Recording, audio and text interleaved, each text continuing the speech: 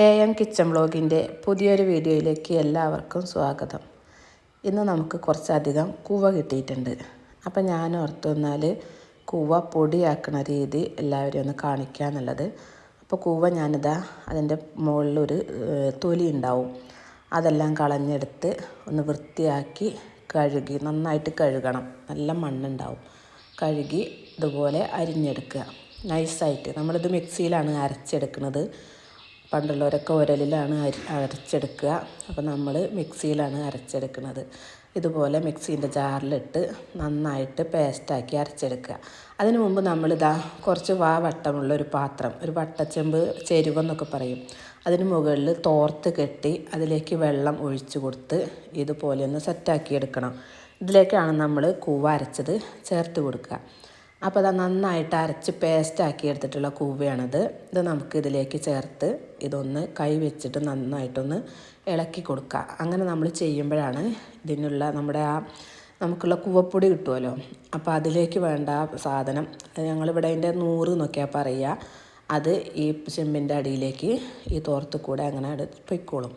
ഇതിന് മുകൾ ഭാഗത്ത് നന്നായിട്ട് അതിൻ്റെ അതിൻ്റെ ചണ്ടി അടിഞ്ഞു കൂടും. ഓരോ ഭാഗത്തും ഓരോ പേരിലാവും അതറിയപ്പെടുക. ഞങ്ങളിവിടെ അങ്ങനെയൊക്കെയാണ് പറയുക കേട്ടോ. ഇതാണ് നമുക്ക് ലാസ്റ്റ് കിട്ടുന്നത്. കൂവേൻ്റെ അതിൻ്റെ 100 ആ പാത്രത്തിലേക്ക് പോയതിന് ശേഷം അതിൽ ബാക്കി വരുന്ന അതിൻ്റെ ചണ്ടിയാണത്. അപ്പോൾ നമ്മുടെ കൂവ ഇങ്ങനെയാണ് ഉണ്ടാവുക ലാസ്റ്റ്. നമ്മൾ എല്ലാം കഴിഞ്ഞ് ഇതുപോലെ. ഇനിയിപ്പോൾ ഇത് ഓവർനൈറ്റ് നമ്മളിങ്ങനെ വെച്ചിരിക്കുകയാണ് ചെയ്യുക. അടച്ച് വെക്കുക. രാവിലെ നമുക്കിത് തുറന്ന് ഇങ്ങനെ കാണാം. ഇതിപ്പോൾ രാവിലത്തെയാണ് കേട്ടോ. രാത്രിക്കത്തെ ഞാൻ എടുത്തിട്ടുണ്ടായിരുന്നില്ല. ഇനി നമുക്ക് ഈ വെള്ളം എല്ലാം ഊറ്റിക്കളഞ്ഞ് എങ്ങനെ ഉണ്ടാവും എന്നുള്ളതൊന്ന് നോക്കാം. അപ്പോൾ ഇതുപോലെ ഇപ്പം നമ്മൾ വെള്ളമൊക്കെ ഊറ്റിക്കളഞ്ഞപ്പോൾ നമുക്ക് ഇത്രയ്ക്ക് കൂവപ്പൊടി കിട്ടിയിട്ടുണ്ട്. ഇനിയിപ്പോൾ നമുക്കിത് ഒന്ന് വെയിലെടുത്തിട്ട് നന്നായിട്ടൊന്ന് ഉണക്കിയെടുക്കാം. നല്ല സോഫ്റ്റാണ് കേട്ടോ ഈ പൊടി. അറിയുന്നവർക്ക് അറിയായിരിക്കും, പക്ഷേ എല്ലായിടത്തും ഇത് ഉണ്ടാവുമെന്നൊന്നും അറിയില്ല. ഇത് നല്ലൊരു മരുന്ന് കൂടിയാണ്.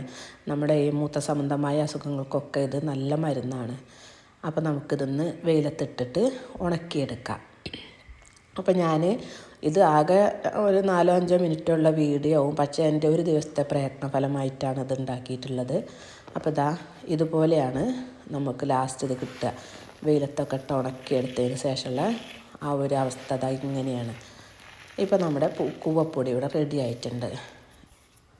നല്ല അധ്വാനമുള്ളൊരു പണിയാണ് ഈ കൂവയൊക്കെ ഉണ്ടാക്കുക എന്നുള്ളത്. കൂവ ഇതുപോലെ തന്നെ നമ്മൾ പന കൊണ്ടും ചെയ്തെടുക്കാറുണ്ട് കേട്ടോ. അപ്പം നമ്മുടെ കൂവപ്പൊടി റെഡിയായി. ഇന്നത്തെ ഈ വീഡിയോ എല്ലാവർക്കും ഇഷ്ടമായി എന്നും ചിലർക്കെങ്കിലും ഉപകാരമായി എന്നും കരുതുന്നു. പുതിയൊരു വീഡിയോയുമായിട്ട് അടുത്ത ദിവസം വീണ്ടും കാണാം.